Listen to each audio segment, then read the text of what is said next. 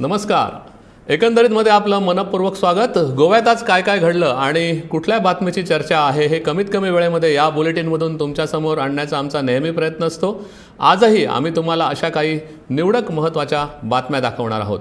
गोव्यात सुरू असलेल्या 53व्या आंतरराष्ट्रीय चित्रपट महोत्सवाचा आजचा 4था दिवस. बघूया इफ्फीविषयीच्या बातम्या.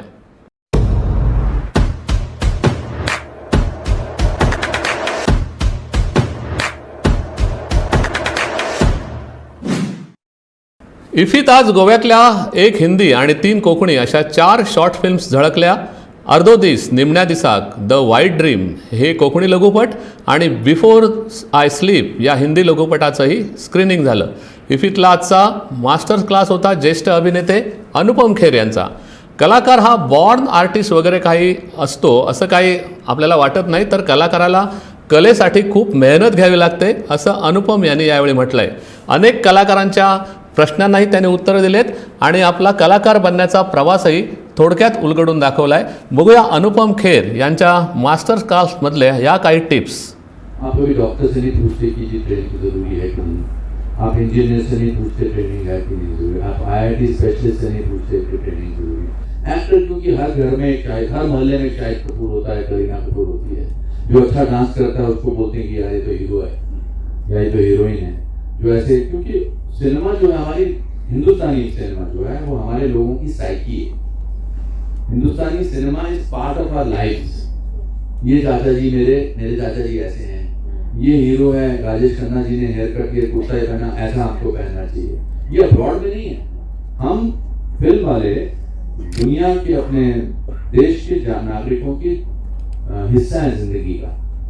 तो इसलिए लगता है कि जो भी डायलॉग बोलता है, जैसे मैं शुरू में जब अपनी नकलें करता था तो बोलते थे फिल्मों में क्यों नहीं जाना. और ऑल्सो हम सिर्फ 75 ईयर ओल्ड हैं. हमारे वहाँ पर बहुत सारी अलग अलग परेशानियाँ थी. Economic development was more important. The only source of entertainment was watching movies. तो जो भी नजर आता था वो हम अप्रिशिएट करते थे because it used to take us away from our daily treasury. दिन भर की परेशानियों को से हमसे अलग हो जाते थे. 1 जनवरी 1984 को सारांश की शूटिंग शुरू होने वाली थी और 20 दिसंबर 1983 को मुझे मेरे दोस्त ने बताया कि आपको फिल्म से निकाल दिया गया है और आपकी जगह संजीव कुमार को ले गया. और 6 महीने मैंने इसकी रिहर्सल की थी. 6 महीने तक मैं इसका रोल को घोल के पी गया था. मैं 6 महीने तक मैंने मतलब वो छड़ी के साथ चला था. और मुझे लगा कि मजाक कर रहे हैं. तो मैंने भट्ट साहब को फोन लगाया और मैंने कहा भट्ट साहब ये क्या अफवाह फैल रहे हैं कि संजीव कुमार रोल कर रहे हैं. बोले सच है. वो राजश्री प्रोडक्शन वाले जो हैं वो चाहते हैं कि एक एस्टैब्लिश एक्टर ये रोल करे. तो बड़ा दुख हुआ. मैंने कहा अगर भट्ट साहब जैसे इंसान इस तरह की बात कर सकते हैं तो मैं इस शहर में नहीं रहना चाहता. मैंने अपना सारा सामान पैक किया और मैं तो बेटा आदित्य ये तो कुछ भी नहीं है तो तुम्हारे बात है, सुनो ये बात. तो मैंने अपना सामान पैक किया और मैं निकल पड़ा स्टेशन की तरफ. मैंने सोचा मैं बॉम्बे छोड़ के अब दिल्ली, शिमला, लखनऊ कहीं चला जाऊंगा. पर मुझे लगा कि मेरे दादाजी कहते थे कि if you want to be equal with anybody just don't expect anything from that person. तो मुझे लगा मुझे भट्ट साहब से कुछ नहीं चाहिए. अब मैं इनको बोल के आ सकता हूँ कि मैं उनके बारे में क्या सोचता हूँ. मैंने टैक्सी उनके घर के पास ले गया. मैं पाली हिल पे मैं उनके घर गया और मैं दरवाजा खोला और उन्होंने कहा अरे वेरी गुड यार, you have a sportsman spirit.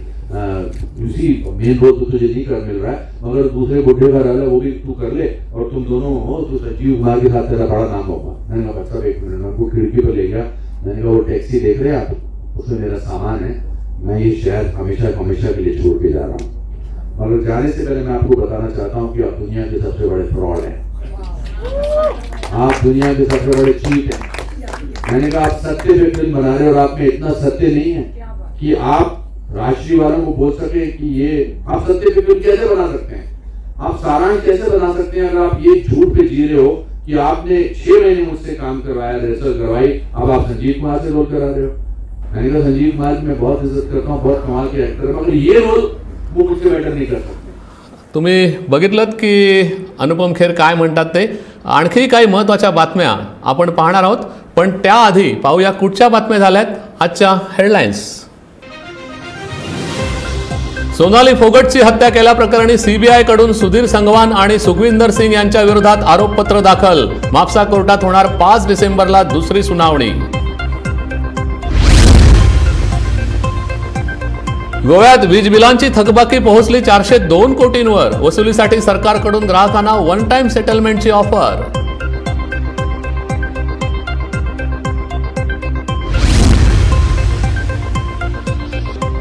मडगावमधून अल्पवयीन मुलीचं अपहरण करणाऱ्याला गोवा पोलिसांनी उत्तर प्रदेशात जाऊन शोधून काढलं. मोबाईल लोकेशनवरून काढला आरोपीचा माग.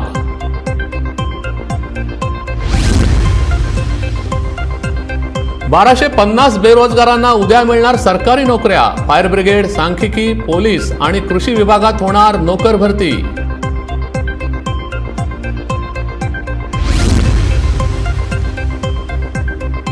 पुरातत्व विभागाच्या जागेत बेकायदा बांधकाम असूनही ओल्ड गोव्यातल्या वादग्रस्त बंगल्याला अनेक वर्षे सरकारकडून मिळतंय अभय. काँग्रेस खासदार फ्रान्सिस सार्दिन यांचा आरोप.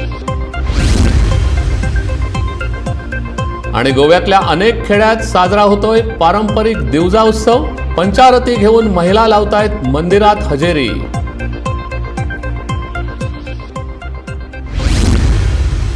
आता आणखीन एक महत्त्वाची बातमी सांगतो. गोवा सरकारने गोव्यातल्या कॅसिनोना 6 महिन्यांची मुदतवाढ दिली आहे. मांडवी खाडीतले कॅसिनो हटवले जातील अशा घोषणा यापूर्वी अनेक नेत्यांनी केल्या, पण कॅसिनोतून मिळणारा महसूल पाहता कुठल्याच सरकारला हे परवडणारं नाही असंच एकंदरीत चित्र आहे. मांडवी खाडीत सध्या 6 कॅसिनो आहेत, तर गोव्यातल्या वेगवेगळ्या पंचतारांकित हॉटेल्समधून 10 कॅसिनो कार्यरत आहेत.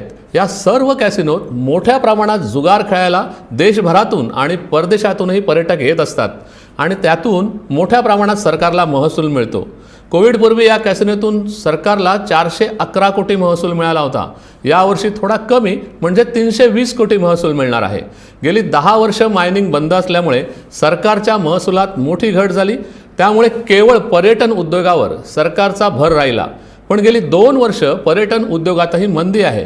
त्यामुळे कॅसिनो बंद करणं सरकारला काही परवडणारं नाही असंच दिसतंय. उलट सरकार आणखी कॅसिनोजना परवानगी देण्याच्या विचारात आहे. सरकारची नवी जेटी पॉलिसी ही कॅसिनो लॉबीच्या फायद्यासाठी आहे असा आरोप काँग्रेसने केला आहे. आणि हे देखील तितकंच खरं आहे की गोव्यातल्या अनेक आमदारांचे कॅसिनो लॉबीशी हितसंबंध असल्यामुळे कॅसिनो विरोधात ठोस भूमिका घ्यायला सहसा कोणी तयार होत नाहीत. एकंदरीत मध्ये आज इतकंच. जाता जाता आठवण करून देतो की गोव्यातल्या ताज्या आणि अचूक माहितीसाठी गोमंतक टीव्ही या आमच्या यूट्यूब चॅनलला जरूर सबस्क्राईब करा. तसंच दैनिक gomantakTV.com या आमच्या वेबसाईटलाही फॉलो करा. तसंच आमच्या फेसबुक पेजलाही फॉलो करा. धन्यवाद. उद्या पुन्हा भेटूया. शुभरात्री.